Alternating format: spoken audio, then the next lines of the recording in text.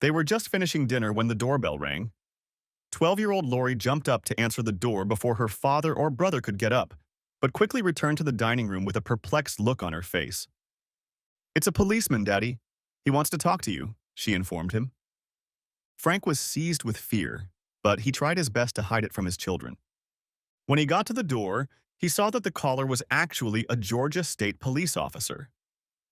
"Are you Frank Parker?" the policeman asked. "Yes," Frank confirmed. "Are you Meredith Parker's husband?" When Frank nodded, the policeman looked at the two children and said, "May I speak to you privately, Mr. Parker?" Frank felt his throat constrict and had to clear it before he could speak. "Bobby, Lori, please go to your rooms. I need to talk to the officer alone." Both children started to protest, but when their father barked at them, "Now!" they jumped up and hurriedly obeyed. They were not used to hearing such a tone of voice. As soon as the children left the room, the officer turned to their father again. "Mr. Parker, I have been asked to give you some bad news. Your wife's airplane is missing and presumed shot down. It disappeared from radar tonight about halfway between Miami International Airport and Nassau. A Coast Guard ship is now in the area looking for survivors." The facts were simple enough. While serving as a vice president of regional sales for a large multinational corporation, Meredith had traveled with the region's CFO to the headquarters in the Bahamas. She was an experienced pilot of a small airplane, so a 180-mile flight to Nassau should have been routine. Frank hadn't given it much thought when Meredith had called and informed him of her plans. Now he was distraught. This was his worst nightmare. His wife's plane had crashed at night in the shark-infested waters of the Caribbean. The officer gave a few additional details that were not at all reassuring to Frank, and promised that the Coast Guard would call in the morning or sooner if there was any news. No sooner had the door closed behind the policeman than Bobby and Lori ran up to him with concerned faces and began asking questions that their father couldn't answer. Frank knew they were eavesdropping. He'd be eavesdropping too if he were in their shoes. The three of them huddled together, each trying to find encouraging words to say to the other. Lori began to cry, and though he tried to be brave, Bobby's eyes turned red as well. Frank tried his best to keep his cool for the sake of his children, but inside he was beyond furious. Doing the dishes or homework was out of the question. They spent the rest of the evening at arm's length from each other. It was past the time when the children usually went to bed, but the phone call never came. Finally, exhausted by the late hour and their fears, all three of them moved into the bedroom, and the children fell asleep with their father for the first time since they were small and afraid of thunderstorms. The next morning, they were already up and trying to eat breakfast when the Coast Guard called. The faint hope engendered by the call was quickly extinguished when the officer informed Frank that the boat combing the area had found nothing. Frank called the principal of the middle school the children attended and explained to her why Bobby and Lori would be absent that day. He went to check on them, but found them sitting in front of the television watching a CNN report on the missing airplane. Frank wasn't sure whether he should let them watch further or turn off the TV, but no sooner had he made up his mind than the phone rang again, and from then on, as soon as Frank hung up after one call, another one came in. Not surprisingly, Meredith's parents and his own were the first to call. They were all extremely concerned, but they all tried to exude false optimism, hoping that she would miraculously be found. Frank promised to call back immediately with any news. Then followed calls from Meredith's friends and coworkers. All wanted to say or do something to help, but none of them had any idea how to do it. The conversations were short and awkward. The most difficult of all were the calls from members of the media. He should have expected them, but Frank was caught off guard when the first reporter called and talked to him much longer than he wanted to. Then other media outlets started calling, and as Frank realized what was going on, he began screening out all the calls and answering only those from people close to him. During all of this activity, a procession of neighbors and friends began coming to the door with condolences and food. At first, their generosity was appreciated, as Frank had no energy to cook, but soon he and his children had more food than they could hope to eat in a week. It was an old Southern tradition to express concern and condolences with food, but while Frank appreciated the gesture, every roast and casserole was a bitter reminder that his wife, with whom he had lived for 20 years, was almost certainly dead. The next few days were horrible. The Parkers found themselves practically prisoners in their own home, kept together by a desire not to deal with other people and the hope of some news from the Coast Guard. Frank called the Miami office daily for updates, but the reports were always negative. And then 5 days after a state trooper showed up on their doorstep, the long-awaited news arrived. A Coast Guard officer called to inform Frank that the wreckage of his wife's plane had been found. There was no sign of survivors. "I'm sorry, sir," the officer concluded, "but at this time we have to cease search and rescue efforts." Frank wanted only one thing, to hide and mourn alone. But there was no such opportunity.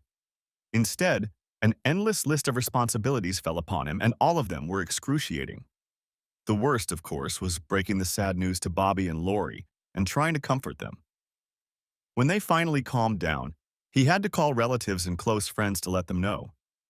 Then he called their church to organize a memorial service, then the newspaper to write an obituary. More calls followed to let them know the time and date of the service. By the time he finished the work, Frank felt physically and emotionally drained. Somehow the family survived the service and began the slow, painful process of returning to normalcy. The kids went back to school the following week, and getting back to a routine seemed to help a little. Frank was less fortunate.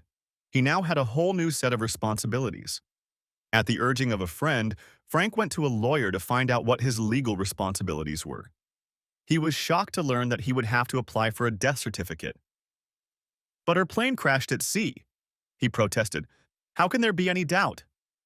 "I know," the lawyer lamented, "but in the absence of a body and a doctor's certificate, the court has to make an official declaration." "Do I really have to wait 7 years?" Frank asked vexedly.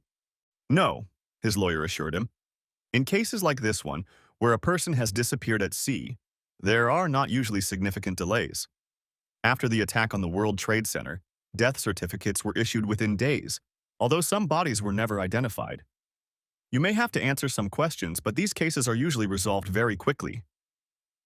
"I can draft a petition for you," the attorney continued. "I can also help you amend all the other documents." When Frank looked puzzled, the lawyer said, "Well, like joint bank accounts, mortgages, insurance, car titles, wills, anything. While I'm at it, you need to contact your wife's company and find out what benefits you're entitled to and get all your personal belongings." Frank shook his head tiredly. In his grief, he couldn't stop thinking about how difficult it would be to destroy the life he and his wife had shared.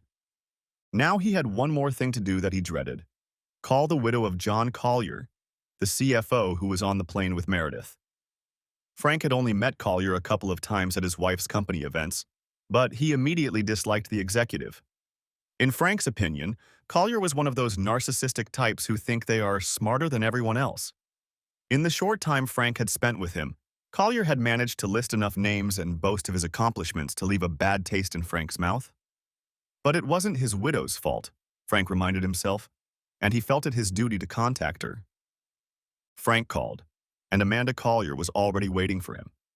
As they exchanged condolences, Frank realized that she was probably the only one who truly understood his feelings. As they settled into her living room, she asked affectionately, "How are you now, Frank?" "I'm having a hard time, Amanda. A very hard time. I just can't come to terms with the fact that she's really gone. So many things remind me of her." He shook his head helplessly. "You know what the hardest part is? When I'm on the street or in a crowd of people, I keep thinking I've noticed her. The other day, I must have scared some poor woman half to death when I caught up with her because I thought it was Meredith." He stared at the floor, recalling the memories and his emotions when he realized what he was doing. Amanda looked at him sympathetically. She knew that no words would help. Finally, he looked up at her. "And you, Amanda, how are you doing?" "It's not easy, Frank, but I'll manage," she told him. "To tell you the truth, I'm probably coping a lot better than you are. John and I didn't have children, so I don't have two to comfort them the way you do. Also, and I wouldn't say this to anyone else, John and I didn't really get along before all this happened. I've caught him having affairs a couple times in the past, and I think he was in the middle of one. If that hadn't happened, we probably would have been headed for divorce a long time ago." "I'm sorry to hear that, Amanda," Frank told her sympathetically. "I can only imagine the conflicting emotions you're feeling." "Yes," she agreed. "One moment I'm relieved that I won't have to deal with his cheating anymore, and the next, I'm feeling guilty because I'm not getting any sadder. And no matter what, some part of me still misses him." Are you going to be okay financially? Frank asked, trying to change the subject. I'm not sure, she admitted. The good news is that the company took out life insurance on Frank's life. And since he died while on a business trip under the double indemnity clause, I'll get twice the face value. The bad news is that I'm going to need every penny of that money because I found out that Frank made a series of bad investments in the futures market and severely depleted our assets. What Amanda said about her late husband didn't surprise Frank. He couldn't believe that an egotist like John Collier wouldn't have been a faithful husband. Besides, the idea that Collier fancied himself a market trader was entirely consistent with Frank's ideas of the man. Frank's attention was drawn to Amanda's mention of life insurance paid for by the company. He remembered his lawyer's advice and made a mental note to contact Meredith's benefits department immediately. If Collier was insured, Meredith should have life insurance as well, and until he found a job, those funds could come in handy. After chatting for a few more minutes, Frank rose from the couch. Amanda, please forgive me, but I have to cut my visit short. Billy and Lori will be home from school soon, and I need to pick them both up. But please stay in touch, and if there is anything I can do to help, even if you just need to duck your head, please don't hesitate to call me. When Frank pulled up to their house after picking up Bobby and Lori, he was surprised to see a car parked out front. Frank led the kids into the house through the garage, and a minute later the doorbell rang. A man in his 50s and a young woman in business attire stood outside. I'm Special Agent Harold Barnes, the man introduced himself, and this is Special Agent Celia Murray. We're with the Georgia Bureau of Investigation. We'd like to stop by and ask you a few questions in connection with your wife's disappearance. Realizing that the two men were law enforcement officers, Lori wrapped her arms around her father's waist and buried her face in his side. Frank felt her tears wet his shirt and pulled her tightly against him. What does that mean? He demanded angrily. Before the first agent could speak, Agent Murray stepped into the conversation. I'm very sorry we've upset your daughter, Mr. Parker. All we're trying to do is do a routine check on your application for Mrs. Parker's death certificate. If you would like us to come back later, we will try to do so at your convenience. Frank ignored her and turned to face his daughter. It's okay, sweetheart. Nothing terrible has happened. The female agent dropped dramatically to one knee, reached into her purse, pulled out a napkin, and held it out to the girl. Here, honey, she said in a gentle voice. Lori, hesitating, timidly accepted the napkin, wiped her eyes, and then blew her nose. When Frank saw that his daughter had calmed down, he put his arm around her and spoke to her. These people need to talk to me a little about your mom, Lori. Why don't you go and start doing your homework? I'll be here in the living room if you need me. With those words, he gave the 12-year-old girl a gentle nudge in the direction of her room. He then turned to face the officers. If it won't take long, let's try to get this over with. The three of them walked to the living room and settled around the coffee table. We need to get some information about your wife, Mr. Parker, the male agent began. How long have you been married? We got married in 1990, right after graduating from the University of Georgia, Frank replied, remembering the beautiful brunette he had conquered so many years earlier. And she worked for the International Marketing Corporation until, well, before she disappeared? That's right, Frank confirmed. She was vice president of sales for the southeastern United States. If her region is the Southeast, why would she go to the Bahamas? A younger woman asked. At IMC, Frank explained, the Southeast included Puerto Rico and the Caribbean as well as the United States. Their Caribbean headquarters was in Nassau, so Mary often had to fly there. Mary? The woman asked. Frank felt his voice grow hoarse. Mary was my pet name for her. Agent Murray reached out and patted him sympathetically on the shoulder. It's all right, Mr. Parker. I know this is hard for you. The senior agent decided to change the line of questioning. Was it normal for your wife to fly her own airplane on business trips? Yes, Frank replied. Mary's father was a pilot and she got her license as soon as she was old enough. She took every opportunity to fly herself because, she said, it made her independent of commercial airline schedules. She could get where she needed to go, complete her business, and return home while her competitors were still stuck in the terminal, she said. She felt that gave her an advantage, especially when she was just starting out. Both agents took notes. Then Agent Murray looked up at him. What about you, Mr. Parker? What do you do? Frank managed to smile. I'm a house husband. Noticing their looks, he continued. I was an aerospace engineer until 3 years ago when my company downsized and I was laid off. The only chance of finding a new job would have required me to move out of state. But in the meantime, things were going great for Mary. She had gotten several big promotions and was making a great salary plus big bonuses. It didn't make sense for her to quit her job, so we agreed that I would run the household and take care of the kids while she worked. And how did this change affect your relationship with Mrs. Parker? Agent Barnes asked. What does that have to do with it? Frank asked irritably. Please bear with us, Mr. Parker, the younger woman interjected. We need to find out if any factors played a role in your wife's disappearance. This is routine procedure. Calming down a bit, Frank looked at them both.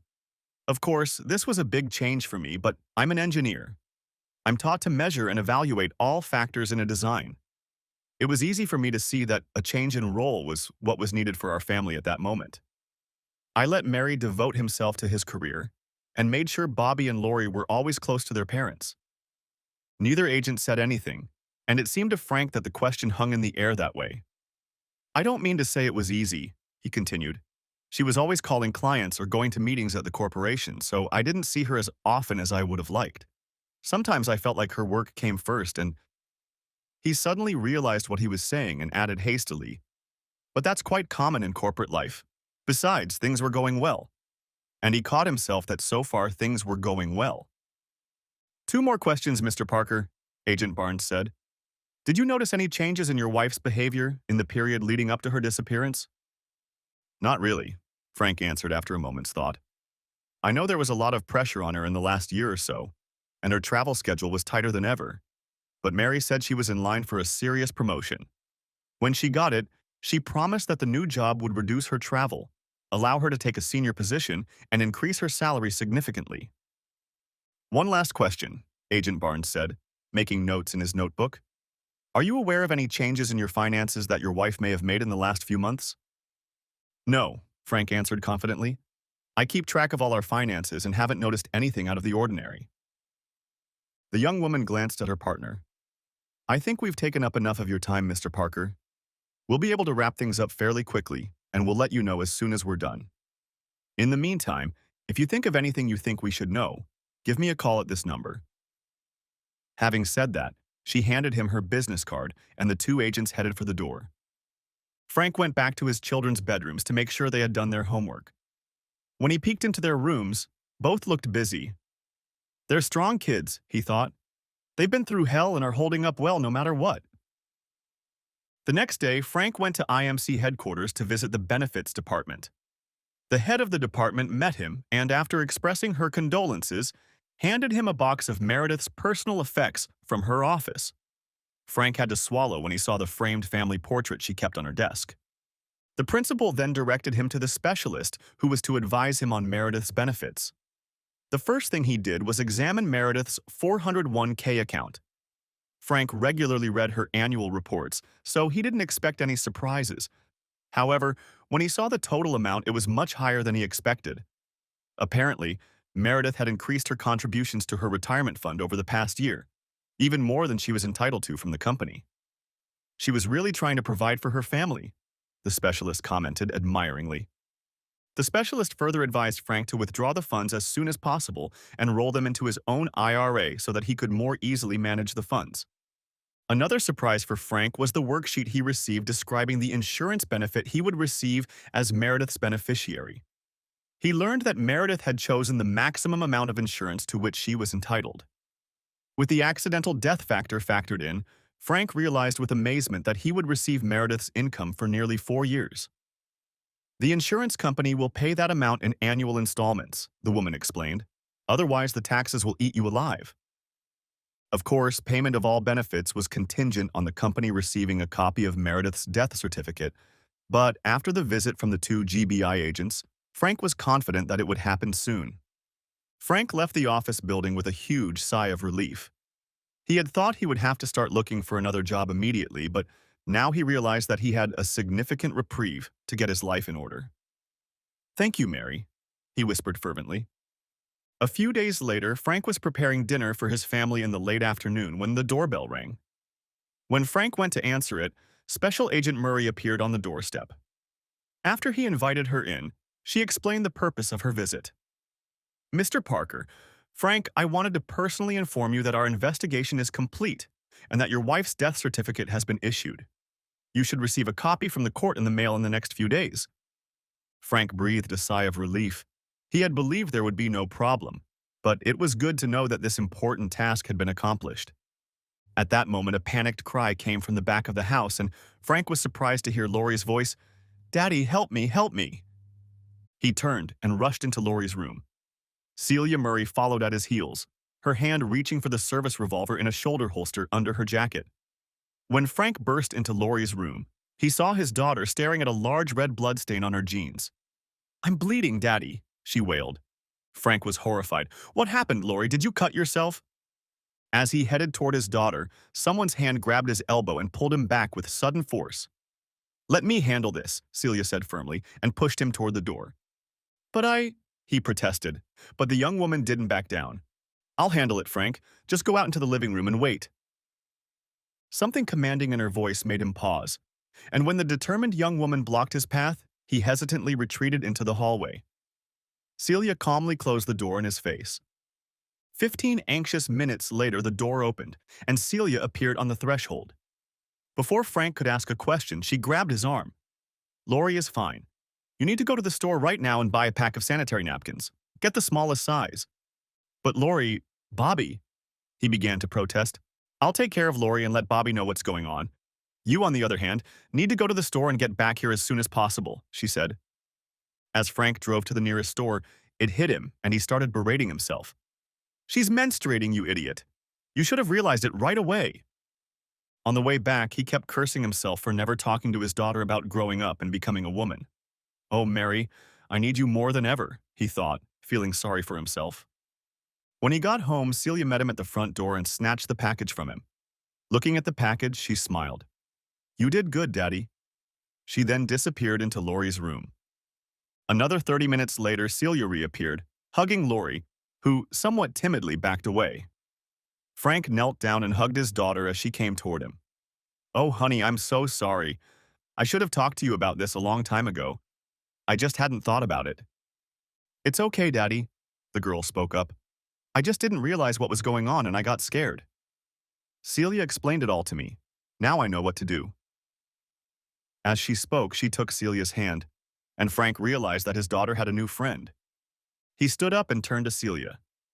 "Thank you so much. It's good to have you here. I must have panicked for a moment." He looked at his daughter. "I'm afraid I'm not very good with girls." Celia smiled, but no sooner had she finished speaking than Bobby popped up from around the corner. "If my stupid little sister has first period, does that mean we don't get dinner tonight? I'm starving." "Bobby!" Laurie shrieked, but Frank grabbed her before she could pounce on her older brother. "Bobby, if you talk to your sister like that again, I guarantee you'll go to bed hungry," Frank warned his son. But before his threat sounded too ominous, he continued, "Now go wash your hands and set the table." Then he turned to Celia again. "The least we can do is offer you a meal for all you've done. It's not exactly a gourmet dinner, but it will be something to eat." The young woman was visibly embarrassed. "Thank you, but I can't interfere." Her protests were cut short, however, when Laurie grabbed her arm. "Please, Celia, stay and eat with us." Looking at her new friend, Celia smiled and said, "Okay, Laurie, just for you." Looking at Frank, she smiled again. "Thank you. I would love to have dinner with your family." The four of them sat down at the table, and Celia was the subject of many questions from the two children about her experiences in law enforcement. Frank ate and listened, simultaneously amused by his children's curiosity and marveling at how easily Celia handled their questions. He suddenly realized that for the first time in a while, the two of them seemed to be coming out of their mournful shell. When dessert was finished, Frank sent Bobby and Laurie off to do chores and then offered Celia a cup of coffee. As they sat at the table, Frank had a chance to ask his questions. "You seem to be comfortable with Bobby and Laurie. Do you work with young people often?" She smiled. "I actually come from a big family, 2 brothers and 3 sisters. I was the oldest, so I guess I was a second mom to the others." She paused to take a sip of coffee, then continued, That's why I knew what to do with Lori this afternoon. I've walked each of my sisters through the trauma of puberty. She looked at Frank and smiled again. For that matter, my father was as helpless as you are now. Frank grinned mischievously. Well, all I can say is that I'm glad you ended up here. Even when I finally realized what was going on, I still wouldn't have known how to calm Lori down so quickly. She smiled in appreciation, but then her expression turned more serious. How are they coping with the loss of their mother? She asked. Frank sighed. About as well as can be expected, I suppose. Lori was very clingy. I think she's sorely lacking in female influence. As for Bobby, it's hard to say. He's gotten moody and a little withdrawn, but I don't know if that has to do with Mary's death or just the fact that he's a teenager now. Celia looked at him sympathetically. From what I've seen, I think you're doing a great job with them. It's just going to take time both for them and for you. With those words, she stood up and said, I really enjoyed the meal, Frank, but I've been intruding on your family for too long. I have to go now, but if you don't mind, I'd like to say goodbye to Lori and Bobby. When Frank nodded, she walked out into the hallway, and Frank heard her say goodbye to Bobby. She then spent a few minutes in Lori's room, and when she returned, Lori was walking beside her with her arm around Celia's waist. She really has a new friend, Frank thought in surprise. A few days later, a package arrived in the mail for Lori. When his excited daughter opened the package, she found a pink stuffed elephant and a note from Celia. Frank rejoiced at this concern, but was puzzled by the choice. Lori's too old for stuffed animals, he thought, but was surprised to see that the toy had taken a prominent place on Lori's bed. I guess there's still a little girl living in it, he admitted. The next day, he called Celia's office to thank her. I never would have thought of it, he admitted, but somehow it was just what was needed for Lori. Celia was pleased that her daughter was pleased with her gift and made Frank promise to keep in touch and let her know how Lori and Bobby were doing. A few weeks later, Frank was paying his bills when he received a call from Bobby's teacher one morning. I'd like to meet with you to talk about your son, the teacher told Frank. He's having discipline problems at school. Frank agreed to meet with her the next day, but decided not to say anything to Bobby that evening. He wanted to wait until he knew what was wrong before confronting his son. The meeting was scheduled for the next day after school while the kids were in PE. Mrs. Soldana, the home grade teacher, told the concerned father that Bobby's behavior in class had gotten worse over the past few months. At first, I didn't want to say anything because I know he's been through a lot, the teacher explained. But it seems to be getting worse. He's getting more and more distracted, not doing his homework, and the other teachers tell me that he's not paying attention in their classes. So far, he's always studied well, but his grades are going to drop a lot this semester if he doesn't do anything to change the situation. Frank was concerned. Do you think, Mrs. Soldana, how much of this is affected by adolescence? No doubt it's a difficult age for children, especially boys, she told him, but we're used to it. I think his mother's death is affecting him more than he can tell you.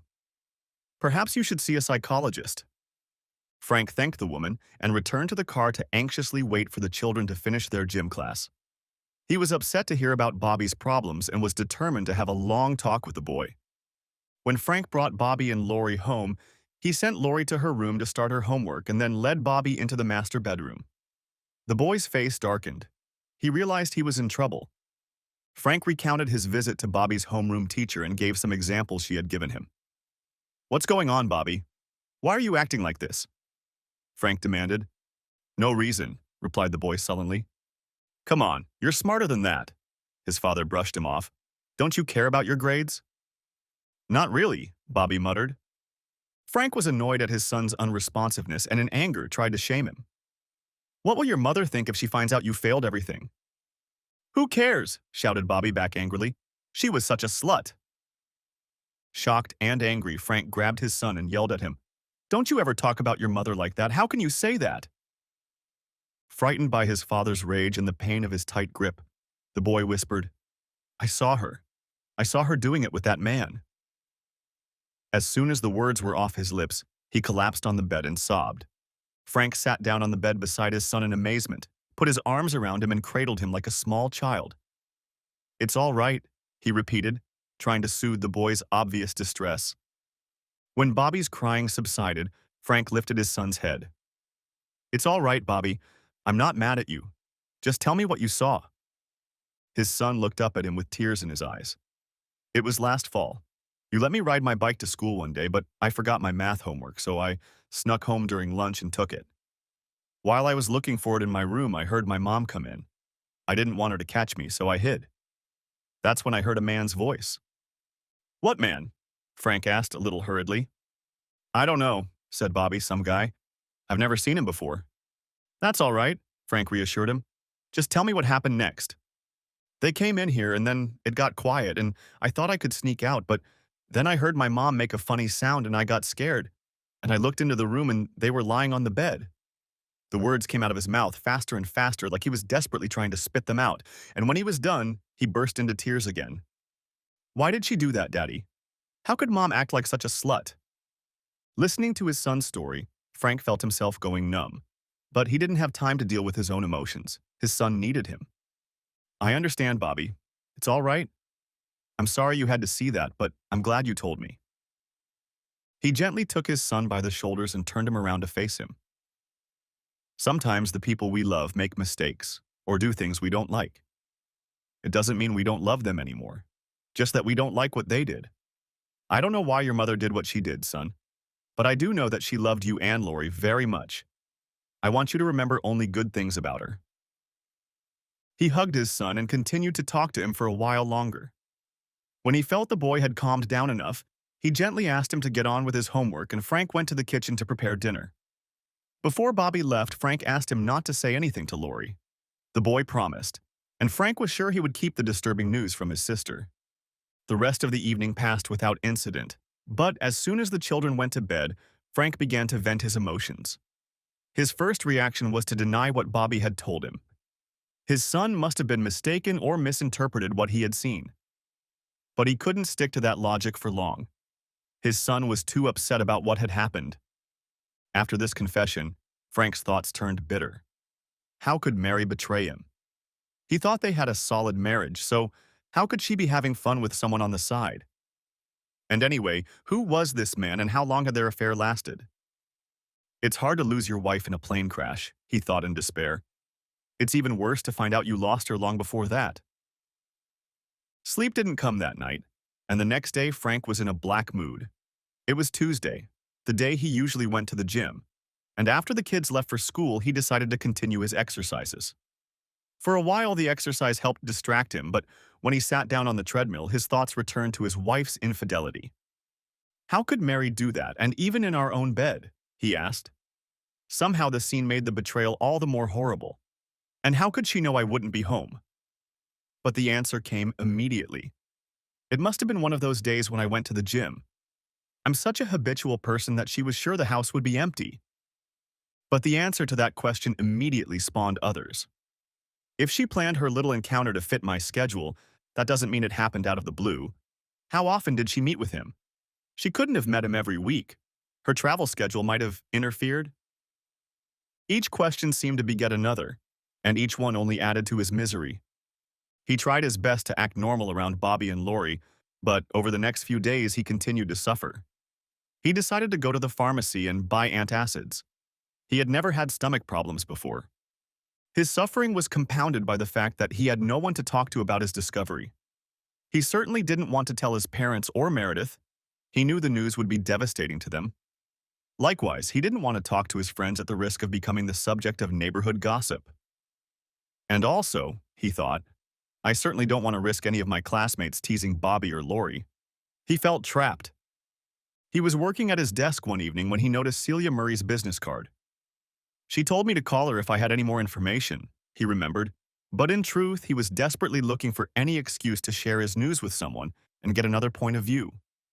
He called the cell phone number she'd written on the card, and when he introduced himself, Celia seemed pleased to hear from him. But her tone changed to concerned when he said he needed to talk to her. Are Lori and Bobby all right? She asked anxiously. With them, yes, but not with me, he replied. Would you mind having lunch with me tomorrow? It's not something I want to discuss over the phone. She quickly agreed and suggested a place near the GBI office where she worked. It's a quiet place, we can talk, she assured him. Hanging up the phone, Frank felt somewhat relieved at the prospect of talking. Celia was waiting in the restaurant when Frank appeared in the doorway. She smiled in greeting, but the smile quickly disappeared when she saw the frustrated expression on his face. After they sat down at the table and ordered, she couldn't take it anymore. "For heaven's sake, Frank, what's wrong?" "You asked me to let you know if I had any more information about my wife," he said. "I don't know if it has anything to do with your investigation, but I just found out that Meredith is cheating on me." As he said it, he felt ashamed, tears flooding his eyes and running down his cheeks. Celia reached across the table and took his hands in hers. "Oh, Frank, this is awful. Tell me what happened." The whole story of the meeting with Bobby's teacher, the confrontation with his son, and Bobby's painful revelation poured forth in a river, interrupted only by the appearance of food. Celia listened in silence, letting him narrate at his own pace. Only when he reached the end did she speak. "Poor Bobby," she said. "No wonder he behaves like that at school. It must have been festering him ever since it all happened. And then her death. No wonder he's so worried." She had let go of Frank's hands when the waitress brought their order, but now leaned across the table to reach for him again. "It's hard for me to imagine what this has done to you, Frank," she said quietly, and Frank saw the sympathy in her eyes. "Were there any signs that something was wrong, Frank? Now that you look back, did you notice any clues?" she asked. "No," he replied. "I can't say I noticed anything. You know what they say, the husband is always the last to know." He lowered his gaze to his untouched plate for a moment, then looked at the woman again. "Ever since she got her big promotion, our sex life has gone downhill dramatically. But because of the pressures of her new role and travel schedule, I figured it was understandable. I didn't like it, but I felt I had to put up with it for the sake of our family. She kept telling me that things would get better when she moved to the national level, but," he paused, "that didn't seem destined to happen." Then he frowned. "What kills me is that I don't have any answers. I don't know which bastard she slept with. I don't know when their affair started or how long it lasted. I don't know if she was in love with the guy or if she was planning to leave me. Worst of all, I don't know why she did this to me and the children." Celia squeezed his hands. "Frank, please listen to me. The truth is, you're not likely to ever get answers to your questions. You're going to have to forget about all of this. Once she's dead, none of it matters anymore. All you can do is focus on taking care of your family and yourself." "I know you're right," he said, "but it hurts so much to be betrayed like that. I think when she stopped loving me." "No," Celia said vehemently. "You're wrong. Whatever happened, it's obvious that Meredith still cared deeply for you and the children. Look what you learned at MMK. She bought maximum life insurance to make sure you were all protected. She maxed out her contributions to the 401k plan to put money aside for your future. I don't know what else has happened in her life, but it all looks like care to me." "Thank you, Celia. I'll try to remember that." As they got up to leave, he looked at the table. Neither of them had touched their food. "Looks like I'm not the best choice for lunch," he remarked wryly. "Don't worry about it," she replied lightly. "Skipping a meal or two is probably good for me." Frank cast a glance over her slender figure. "She looks pretty good to me," he thought. "It's been a long time," he said to himself regretfully. As they were walking out the door, she took his hand. "Please stay in touch, Frank, and let me know if there's anything I can do to help. I'd really like to help." Then she reached up and kissed his cheek. As she turned away, Frank thought a blush appeared on her cheeks.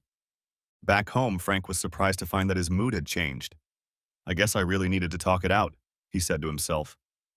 The following Saturday, Frank was out in the yard picking up limbs that had fallen during a thunderstorm. When he entered the house, he saw Lori talking on the phone. He turned to Bobby, who was standing nearby.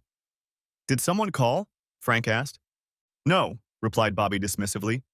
"She's just talking to her new best friend, Celia." Frank wondered. "She calls Celia a lot? What's a best friend?" "Oh, Dad," Bobby replied in despair. "You're completely off base. BFF is best friend forever." At that moment, Lori looked up and saw her father. "Dad, can we take Celia out to dinner?" "Let me talk to her," he said, holding out his hand to his daughter. When she handed him the phone, he said, "Hi, Celia, I think you heard. Would you like to have dinner with Lori tonight? Bobby and I will be here too." He heard her melodious laugh, followed by a quick agreement. "Very well," he said. "Why don't you come here about 6 o'clock?" After they had agreed, Frank hung up the phone and turned to his daughter. "Well, here she is," he said. I hope you'll be happy. Oh yes, Daddy, she squeaked. In that case, you and Bobby should clean up the place so she won't think we're living like pigs. Oh, Daddy, do I have to? Bobby protested, but before Frank could answer, the boy turned and began to gather up the clothes he had left in the room. He's still a teenager, Frank thought, but he seems to be getting better.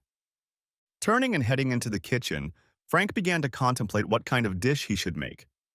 Definitely something better than spaghetti and meatballs, he thought, remembering the first time Celia had dinner with them. He finally settled on the fish dish, which he considered one of his specialties. He was sure he could make it, and the kids liked it, which was always a plus. For that, he knew he would have to make a trip to the grocery store. After explaining his errand to Bobby and Lori, he told them to stay in the house until he returned. He found a nice piece of salmon in the seafood department and then decided to buy dessert at the bakery. I should grab a bottle of good wine, he thought, and steered the cart to the appropriate aisle. Once he found what he wanted, he stopped by the floral section of the store and bought a bouquet for the table. On the way home, he thought about what he was doing. I'm really getting full on this food, he realized with amazement. Eventually, he decided it was because he owed Celia a good lunch. After all, I did ruin her lunch, he said to himself. Celia rang the doorbell at 6 o'clock, and no sooner had Frank gotten to the door than Lori was already ushering her in. To Frank's amazement, even Bobby deigned to show up, and the teenager made polite conversation. Frank, for his part, was feeling a little awkward and inarticulate, but if Celia noticed it, she didn't show it in any way. Instead, she chatted cheerfully with Lori and willingly went with her to see what the girl wanted to show Celia in her room. By the time they reappeared, dinner was almost ready. The supper had succeeded to the best of their ability. Celia was duly impressed with his culinary abilities. "Oh, a man who can cook? My mom warned me about the likes of you," she teased, as well as the fact that he was clearly at ease with the children who chattered away, answering her questions. When dessert was finished, she insisted on joining in the cleanup, and with her help, the dishes were soon put away, rinsed, and put in the dishwasher to run later. At this point, Bobby excused himself to continue a video game he had paused, and Lori wanted to watch a favorite program she had videotaped, so the two adults filled their glasses with wine and went out into the living room. "Frank, that was wonderful," Celia complimented him. "I don't know when I've had such a good time. Thank you so much for inviting me." "I don't think Lori will ever speak to me again if I don't," Frank laughed, and Celia joined him. "She's a wonderful girl, and you're lucky to have her," she replied. "And her father is doing a pretty good job, too." Frank felt his face redden. But then Celia's face took on a more serious expression. "Frank, besides having a great time with you, I'm glad you invited me because I have some information I want to share with you." Frank caught the new intonation in her voice and looked at her curiously. "It's very confidential, Frank, but I think I know you well enough to trust you. And it concerns you, at least indirectly." Now she certainly had his attention. "As you know," Celia began, "the GBI had to conduct a routine investigation before issuing your wife's death certificate. And, as you also know, we found nothing that would give us grounds to refuse to issue a certificate that was properly issued." She took a deep breath and continued. "Naturally, we did the same thing with John Collier, but we discovered a few oddities. First, it turned out that he was in financial trouble after a series of bad investment decisions." Frank nodded. Celia's words matched what Amanda Collier had told him. "In addition, over the past few weeks," Celia continued, "IMC Security has informed us that they have discovered what appears to be significant irregularities in Southeastern's accounting department, headed by John Collier. More disturbingly, they believe they have uncovered a fraudulent billing scheme that may have resulted in the theft of millions of dollars from IMC, and John Collier appears to have authorized it." "Poor Amanda," Frank commented. "She didn't deserve that." But then he began to consider what Celia had told him, and new possibilities opened up before him. Could John Collier have had a hand in the disaster? He asked. Could it have been a way of covering his tracks? When Celia answered nothing, Frank's imagination kicked into overdrive. What if Meredith found out Collier's plan? What if he killed her to silence her and used the plane crash to hide the evidence? Maybe he's still alive.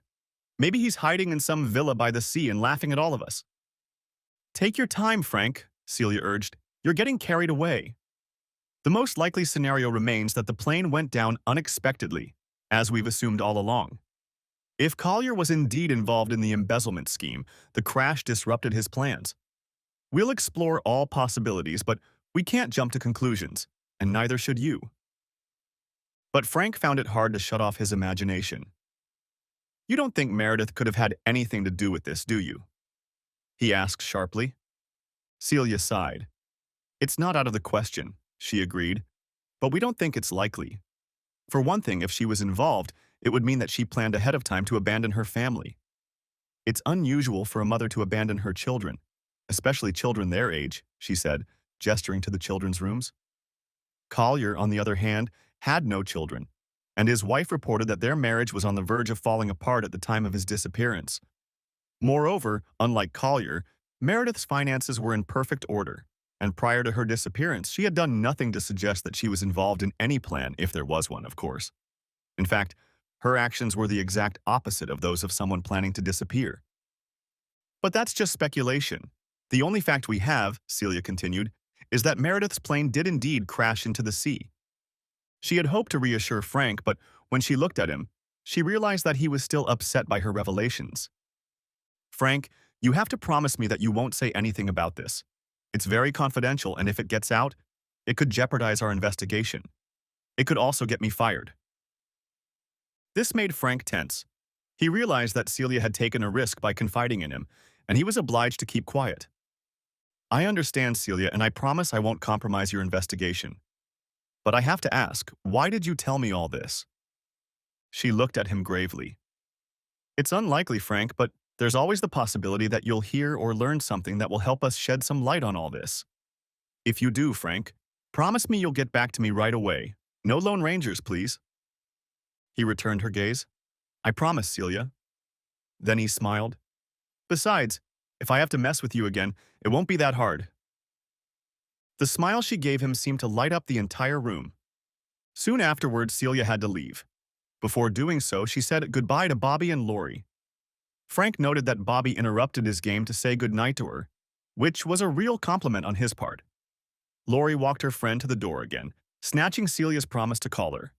But this time, after Lori hugged her, Celia didn't fail to lean against the door and kiss Frank on the cheek. As she walked to her car, Lori looked at her dad and said, She likes you, Dad. Frank smiled at his daughter and pulled her to him. Well, I like her too. When everyone had gone to bed and the house was quiet, Frank lay in his bed thinking about what Celia had told him and all the different scenarios he had imagined. Oh, Mary, he thought. What have you gotten yourself into? Finally, he fell into a restless sleep. A week later, Frank was sitting at his computer and noticed something unusual. He was reading about some of his favorite sports teams, and as he was about to click on the Falcons tab, he noticed a Facebook icon right above it. On a whim, he clicked on it. Frank wasn't a Facebook follower. In fact, he rarely logged on at all. The only reason he had set up an account was so he could keep track of his children. Bobby and Lori loved the social networking site and used it as another way to keep in touch with their friends. Frank didn't mind at first, but after reading a couple scary articles about some of the pitfalls, he started his own account and insisted that Bobby and Lori add him as a friend. He also asked them to give him the passwords to their pages. That way, he reasoned, I'd be able to see all the messages and pictures they posted, as well as anything their friends sent them. More importantly, he thought, Bobby and Lori will know that he can spy on them, and that, he hoped, will encourage them to be discreet. When he logged onto his page, most of what he saw didn't interest him. But he did notice a friend request from someone he'd never heard of, Tom Thomason. The name seemed unfamiliar to him and there was no photo, just a silhouette. When Frank clicked on the name, the stranger's page blandly informed him that personal information was only available to friends. Hey Bobby, he called out. Do we know any Tom Thomason?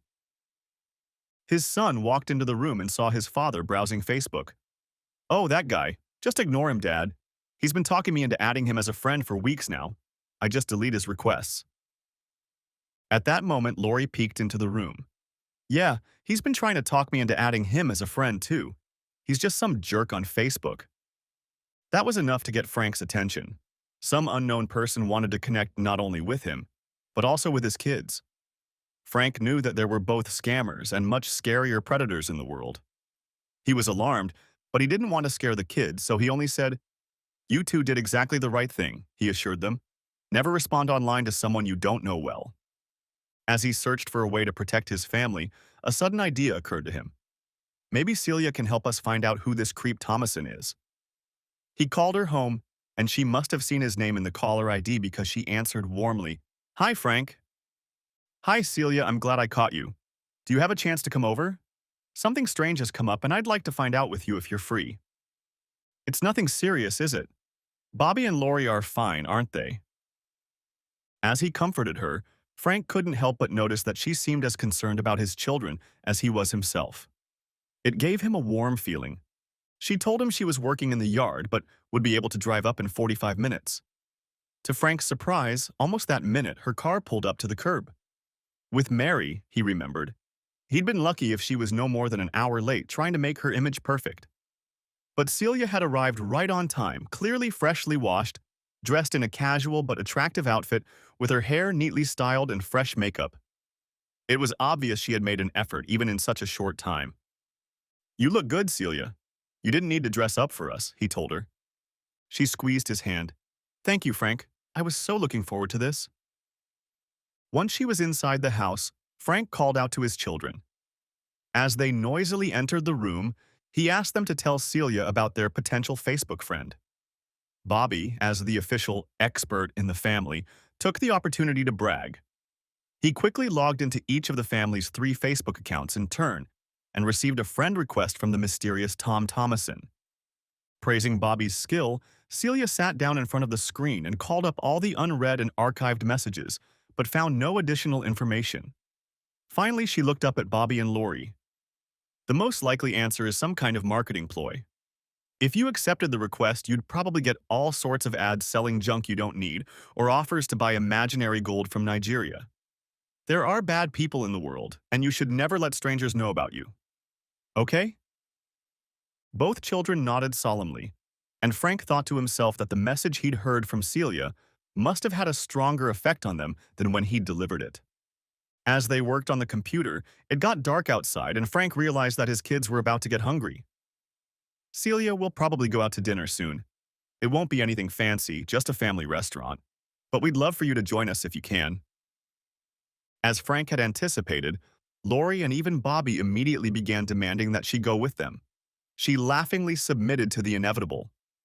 The 4 of them loaded into Frank's sedan and drove to a random place near their home. As they drove, Celia began asking the kids about what she'd seen on their Facebook pages, and soon Lori and Bobby were eagerly talking about their friends and activities. Listening to the conversation, Frank thought, Celia probably already knows more about what's going on in Lori and Bobby's lives than Mary does. He remembered that on the rare occasions they had met before her death, Meredith's conversations had mostly centered on her work. He felt guilty about his infidelity, but knew it was true. The lively conversation continued during dinner and the drive home, and Frank was pleased when Celia entered the house with them. The kids immediately sat down in front of the TV and asked Celia to watch with them, but she waved them off. "I need to talk to your daddy for a bit." She took his hand and led him into the living room. When they sat down, her face grew serious and she said, "I didn't want to alarm Bobby and Lori, but I don't think those Facebook requests were a marketing ploy. There have been some identity theft scams reported to the Bureau, but they usually don't target children. To me, it sounds like someone is specifically trying to get your family's information." The thought of his children being in danger sent a chill through Frank. Who could it be? What could they possibly want? "I don't know, Frank," she replied. "This is unlike any cyber fraud pattern I've encountered before." "What can we do? Shut down their Facebook accounts? Maybe keep them off the net altogether?" She looked thoughtful. "I don't think that's necessary, provided they're careful and don't socialize with strangers. And if they get nonsense emails with embedded websites, warn them never to click on the links." She thought for another moment, then said, "The problem with the internet is that it's so amorphous. You can't tell who you're dealing with or where they are. But it's not as opaque as many people think. I have a friend in the federal government who could help us. He may not be able to find out who Tom Thomason is, but he could tell us where he lives. Let me call on Monday and let you know what I find out." With these words, she got up and went to her room to say goodnight to the 2 children. When she returned, Frank accompanied her to the door. But before she opened it, he embraced her.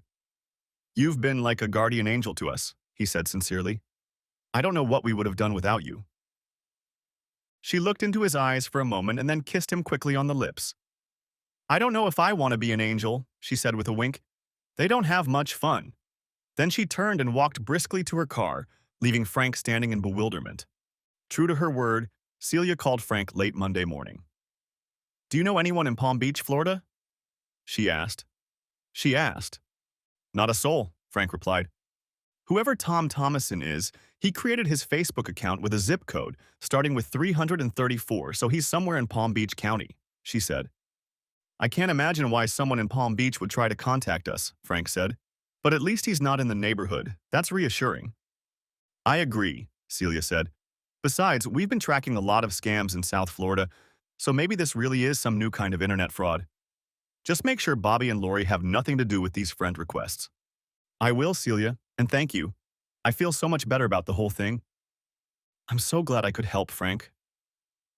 Despite what he said to Celia, Frank was not the least bit relieved. On the contrary, it seemed to him that he and his children were under continuous attack. First came the terrible news of Meredith's death. Then poor Bobby confessed that his wife had cheated on him. Then he got word that Mary might have been involved in some fraudulent business dealings before her death. And now some unknown person was trying to get information about his children. Frank felt like they were under siege, and he decided to fight back. His first priority was to find the enemy in Palm Beach County and confront him. But how could he do that? A cursory internet search showed that the county had a population of 1.3 million. Looking for Tom Thomason would be like looking for a short stick in tall grass. Besides, Frank thought, it was just as likely that the name could be a fake. Frank's settled mind continued to beat over the problem. Then an idea struck him. If I can't find Thomason, maybe I can get him to find me. A plan began to form in his mind. "The chances are slim," he admitted, "but it's all I've got." The first thing he needed to do was to get Bobby and Lori out of the way. It was almost time for summer vacation, and that gave Frank an idea. He dialed a relative's number. "Dad, would you and Mom like Bobby and Lori to come visit us for a week? I'll need to be out of town for that time, so you'd be a big help to us." When the children's grandfather happily agreed, and all the issues surrounding their stay were resolved, Frank hung up the phone and immediately called Delta. "I'd like to book a flight to Palm Beach." His children were excited at the news of their upcoming visit to their grandparents, but their enthusiasm faded when they learned that their father would not be traveling with them. It would be the first separation since their mother's death, and the prospect brought back the fear of abandonment they had felt ever since. Frank hated to cause the children any distress, but he felt he had to do what he intended, and he succeeded in persuading them. A week before their visit began, Frank began to be plagued by doubts. "Am I doing the right thing?" he asked himself. But despite the uncertainty, the thought of doing nothing was worse. His inner turmoil was briefly interrupted by a phone call from Celia, who called to inquire how he and his family were doing. After a few minutes of conversation, the tone of her voice changed slightly, and Frank thought she sounded almost shy. "I was wondering if you wanted to get together next week. I haven't seen you and the kids in a while, and—" Her voice trailed off uncertainly. "I'd love to, Celia, but then I'm taking the kids to their grandparents. We'll be gone all week." "Oh," she said. "I understand. Maybe some other time sometime." "I'd like that very much, Celia," he said fervently. Frank felt bad about lying to Celia about his plans, but he said to himself, at least it was partly true. Besides, he was sure he knew what she would say if he revealed his true plans. When Frank returned home and took the children to his relatives in the country, he immediately sat down at the family computer. One of the reasons he asked Meredith's family to take the children was that he knew they didn't have a computer, so he felt safe logging onto Lori's Facebook. Sure enough, a friend request from Tom Thomason came up. Frank clicked accept and quickly received confirmation that Lori was now friends with this stranger. If nothing comes of this, Frank thought, I'll just unsubscribe from him later. Next came the hardest part, pretending to be a 12-year-old girl. He studied his daughter's previous messages and decided he could imitate her style pretty well.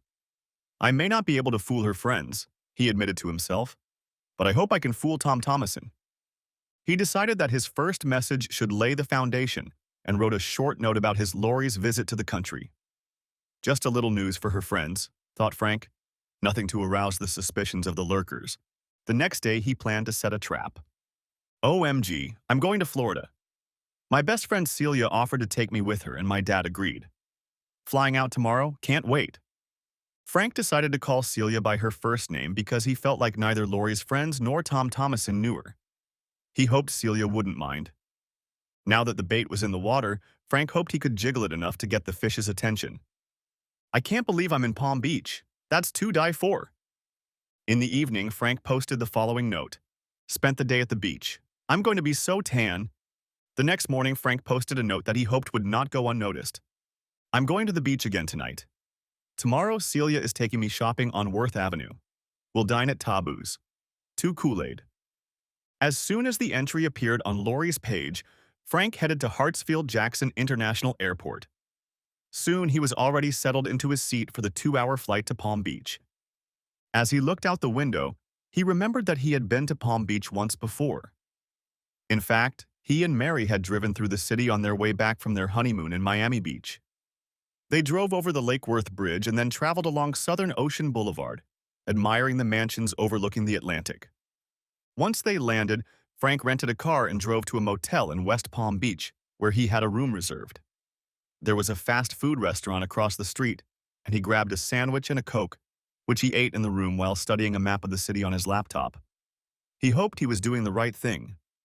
After breakfast, he checked Lori's Facebook page, but found only a few envious replies from her classmates. He didn't expect Thomason to contact him, but he hoped his fishing expedition might turn up something. Around 10 in the morning, he got in his car and drove east over the Royal Park Bridge, turned south, and then east again to Worth Avenue. He wanted to be there early, and he needed to park the car on the street so he could get there quickly if necessary. After driving a few times around the block where the restaurant was, he was beginning to wonder if he had miscalculated, but suddenly a car pulled out in front of him, and he managed to park. Putting the meter down, he walked down the street toward the restaurant. Spotting a bench in the shade, he gratefully sat down on it. He grabbed a baseball cap and sunglasses and put them on, hoping to disguise himself. Then he pulled out a copy of the Palm Beach Post newspaper and pretended to read while looking around the street. As he sat there, the realization came to him of how flimsy his plan was. He had no idea if the mysterious Tom Thomason had seen the fake posts on Lori's Facebook page and would show up in response. Worse, Frank had no idea who he was looking for. Unless the mystery man turned out to be John Collier, which Frank thought unlikely, how would he be able to recognize the threat? All he could hope for was to spot the suspicious man, whatever that meant, and come face to face with him. The street was crowded, and Frank did his best to keep an eye on all the passers-by. The restaurant was starting to fill up, and his stomach rumbled as he watched the entrance. He cursed himself for not thinking to bring a sandwich with him, but he hesitated to leave his post. Time stretched slowly as he sat, and after a while he noticed that the crowd in the restaurant was beginning to thin. Glancing at his watch, he realized that over an hour had passed. What an idiot, he thought. I wouldn't be any worse off if I stayed home, and at least I could see Celia again. While he was looking at the shoppers passing by, his attention was caught by a woman strolling across the street. Here we go again, thought Frank, seeing Mary in a crowd of strangers. In fact, he noted, the woman looked nothing like Meredith at all. Meredith had shoulder-length brunette hair, while this woman was a blonde with a short haircut, and her clothes were different from anything Frank had ever seen Meredith wear. But there was something eerily familiar about her, and as he continued to watch her, Frank realized that it was her gait that had triggered his reaction. Impulsively, he stood up and followed her. Throwing a glance outside, he saw that the blonde had reached the corner and was trying to hail a cab. Risking his life, Frank ran across Worth Avenue and jumped into the car. Just as he pulled away from the curb, he saw the woman climb into the back seat of the cab and race down the avenue toward Atlantic. Before reaching Southern Ocean Boulevard, the cab turned left onto County Road and headed north. Frank followed it for some distance. Finally, he saw that the cab turned left onto a suburban street and kept going until it got almost to Lake Worth. Frank stopped the car at the curb about the distance of a soccer field and watched as the woman paid the driver and then entered an elegant house that overlooked the lake. Frank squinted his eyes trying to get a better look at her. With her hair color and short haircut, she looked nothing like Mary. But she was the same height and weight, and as she walked down the path to the house, Frank was again amazed at her gait. Sitting in the car, Frank suddenly remembered a book he had read a long time ago. In the story, an actor needed a disguise, but instead of a false mustache or wig, he simply put pebbles in his shoes. If someone sees me, the actor told his friend, they'll say, "Looks like that guy, but it's not him," because I'll walk differently. It works the other way too, Frank thought. As he thought back to the book, the certainty grew in him that he had just seen his deceased wife. Trying to hold back his growing anger, he ran down the street and walked to the door. Ringing the doorbell, he crossed his arms and waited. When the door opened, the woman looked at him with a perplexed look. Then she did a double take and shrieked, "Frank, what are you doing here?" "Hi, Mary. Funny to meet you here," he said sarcastically. After a second's hesitation, she reached out her arms to hug him, but he quickly raised his hands to stop her. "Don't touch me," he growled. Then, unable to contain his anger any longer, he shouted, "How could you do this to me? How could you leave Bobby and Lori?" Throwing a worried glance outside, Meredith grabbed his arm and dragged him into the house, slamming the door behind her. "I did it all for you, baby. For you and the kids," she urged. "You have to believe me. It was the only way out." As she spoke, every now and then she looked around nervously. "What the hell are you talking about?" Frank demanded hotly. "You're missing the point. None of this makes any sense." "Sit down, kid," she coaxed him. "You have to let me explain everything." She was still talking loudly and rubbing her hands together nervously, sitting down and urging him to continue. When Frank sat down, an icy calm came over him. "Okay, Mary, I'm listening." "I was so close to it, baby. I had a coveted big job in my pocket, but then that damn economy went down the drain. I knew that if I could get a little more exposure in the region, the economy would rebound and the promotion would be secured." She smiled pleadingly and held out her palms to her husband. "And Frank, once I get this job, we'll be on easy street. No worries about paying for college for the kids, no worries about retirement, no worries ever again." Frank could barely contain himself. Was it really all about money and Mary's position in the company? Meredith's hands rested on her lap again. "So John and I—" "John Collier," Frank said grimly. "Yes," she continued, not catching his mood. "You've met him. Anyway, he and I figured out a way to move a few sales from our biggest accounts. We knew they'd show up eventually, it's just that we ordered them earlier in the current quarter. Every other region was reporting a significant drop in sales, and we had a significant increase in sales. The corporation was just thrilled. We earned the biggest bonuses the company has ever paid," she says proudly. Then the smile slides off her face like a rag dropped on the floor. "But the economy was getting worse, not better. And when John told me that eventually it would all come out, I knew we had to do something about it. We knew we'd need a lot of money to pull this off, so John created a dummy vendor account and started sending fake invoices to IMC. They're so sloppy and wasteful over there, they didn't even notice." "So you plan to fake your death in a plane crash to cover your tracks?" Frank asked. "That's right, kid," she said, as if Frank was her star pupil. "With enough money, it's not hard to get someone to leave a Zodiac motorboat with a GPS signal in the Caribbean. We just homed in on the signal and landed right next to it." "So the whole thing was just a way to steal a lot of money and leave your family behind?" John asked bitterly. "No, baby," she protested. "It wasn't like that at all. I knew I'd have to get out of sight for a while, but I made sure you and the kids were okay. I took out life insurance and put everything I could into my 401k, so you guys would have enough money," she said proudly. "And you thought having enough money would make up for losing my wife and the mother of our children?" This time she heard his bitterness. "No, baby, no. You don't understand. I was going to come back for you. As soon as things settled down, I was going to contact you. We could go somewhere safe, baby. We could be together." As she spoke, her eyes continued to dart around the room. Frank looked at her with a stony expression. "There's only one thing you're missing," he said in a flat voice. "What's that, kid?" she asked. "You forgot about having fun with John Collier," he said. She was startled at first, but then she stood up and held out her arms to him. "No, baby, it wasn't like that. John and I just worked together. We were never more than coworkers. Don't lie to me, Meredith, Frank snapped back. Bobby saw you two together in our bedroom. She sighed. God, did Bobby really see us? Oh, that's awful. A sob caught in her throat, but then she came to her senses and straightened up again. It was just one time, baby. He said he wouldn't help me unless I gave myself to him. But it was just one time, I swear. Frank stood up. Ignoring her, he looked around. Come out, John, he said loudly. I know you're out here somewhere. Meredith continued to huff. No, baby, it's just me. It was just one time. But before she could finish her sentence, John Collier appeared from the bedroom. He was dressed in a robe and had his hands in his pockets. Lay off, Mary. He knows, Collier muttered. Although he guessed they lived together, the fact that Collier said his wife's favorite name made Frank wince. Meredith began to cry. He must have found us through Facebook, Collier grumbled. I warned you, but you just had to check on your two offspring. Then his tone changed to cold and hard. But that doesn't matter now. We need to get out of here. He turned to Frank and pulled an automatic rifle from his robe pocket, which he pointed toward Frank. As for you, bright boy, you're the only one who knows we're still alive. No, John, no, Meredith shouted, but Collier ignored her. Looks like your kids are going to lose not only their daddy, but their mommy as well, he said with a chuckle, raising his gun at Frank.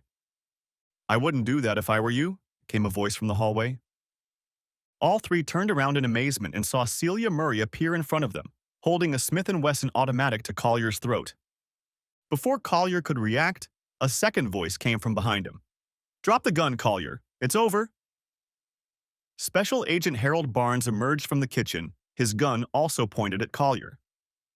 The former head of the accounting department looked hostilely at the two agents, but then his shoulders slumped, he dropped the gun to the carpet and slowly raised his hands. While Barnes held the gun at gunpoint, Celia quickly stepped behind the sullen man and twisted one of his arms behind his back, snapping handcuffs around his wrist. She then reached down with her other hand and snapped the second handcuff. After securing Collier, she repeated the procedure with Meredith. While they lay on the floor, Barnes made a cell phone call to the Palm Beach Police Department. A second call went to the local FBI office. A short time later, uniformed and plainclothes police officers gathered at the house. Frank just stood on the sidelines, stunned to see what was happening. As the fugitives were led away, Frank scrutinized them both. Collier was muttering something to himself. Meredith was crying. Neither of them looked in Frank's direction. When they left, Celia walked over to Barnes, put her arms around him and kissed his cheek. Thank you for coming with me, partner. I owe you a great debt of gratitude. The senior agent smiled. No, you don't owe me anything. The resolution of this case will reflect very well on our personal affairs. As Barnes walked away, Celia finally looked at Frank. To his amazement, she walked over to him, put her arms around his neck and sobbed, You big idiot. Don't you ever do that to me again. You could kill yourself. He held her tightly until her sobs subsided. Then he pulled her away from him enough that he could look into her face. What are you doing here? He asked. How did you know where to find me? She smiled through her tears. Lori called me to chat. When she said you weren't with them at their grandparents' house, I suspected you were about to do something stupid and started making inquiries. After seeing her Facebook posts, I called the airline and found out that you had booked a flight to Palm Beach. I talked Harold into coming with me, and we've been following you since this morning. She shook her head. We almost lost you when you took off after that cab, but Harold guessed which way you turned and was right. Frank pulled her even tighter against him. I guess you really are my guardian angel, he said, and kissed her. 2 years later, Frank pulled the collar of his coat tighter around his neck. The humidity was high as always, and the wind off Puget Sound was cold and damp. And yet, thought Frank, it feels good to be here. The last 2 years had been difficult in many ways. If it had been a terrible shock to Frank to learn that his wife was alive, for Bobby and Lori the consequences had been even worse. The fact that she went to trial and was convicted of numerous criminal charges only added to the family's pain. During the inevitable media hype surrounding the arrest and trial, Frank feared his children would not make it through. The divorce was a mere formality. Legally, Meredith could no longer be dead, but she would spend the next 12 years of her life in Arendelle State Prison. The International Marketing Corporation, of course, demanded that Frank return not only Meredith's life insurance policy, but also most of her 401k, since it was funded by bonuses she hadn't earned. As the innocent party, Frank may have had reason to keep some of the funds, but he wanted nothing to do with any part of his ex-wife's money. Instead, he began urgently looking for work, as his family's savings were nearly depleted. The offer he received from a large aerospace company was coveted, not only because it allowed him to provide for his family, but also because it meant moving across the country. There were too many reminders of Meredith in Atlanta and too many questions from friends and others that he and his children couldn't answer. Finding a new place to live and work seemed like the best solution for all of them. Frank didn't want to leave the state where he and his children were born, but he was ready to embrace the Pacific Northwest and start a new life. They were fortunate enough to sell the house in Atlanta and buy a nice, albeit slightly smaller home in Seattle. Meredith had always wanted to live in a luxury home, and Frank was content with something a little more cozy. The kids seemed to like it too, and they'd already made friends at the new school. He entered the house from the terrace and looked around for his car keys. Finding them, he poked his head into the kitchen to look for his wife. "Come on, Angel, let's go get our kids." Celia smiled happily at him.